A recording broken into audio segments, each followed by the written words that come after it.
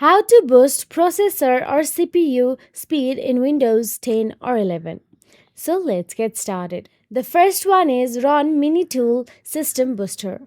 As stated, high CPU usage can burden on your processor, and you may not be aware of many resources being occupied when many apps run in the background, causing the CPU to run at a slow speed.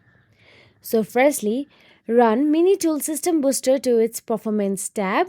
Then choose Toolbox from the top menu, then tap on Processor Scanner and start up Optimizer one by one. Now, next, let's see the corresponding operations. In the Process Scanner window, on the Scan Now button, after the scan, you can tap on the CPU list to sort to quickly find processes that take up high CPU uses, then disable them by clicking the Terminate Process button.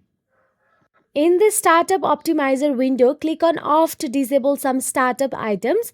Then they won't use a lot of CPU in the background when you start up your PC. In addition to disabling background or intensive processes, Mini Tool System Booster offers another feature called OptiCore that helps improve program speed by prioritizing CPU power for the program being currently used. Just go to Live Boost and enable this option. After that, another process is Disable Applications in Task Manager. To increase CPU performance, you can choose to disable applications in Task Manager besides using Mini Tool System Booster.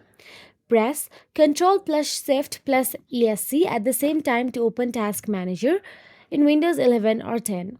In the Processes tab, find processes that use many resources and end them. Under the Startup tab, disable the app that shows high in startup impact. So that is it. If you found this video helpful, please like, share and subscribe, and thank you so much for watching.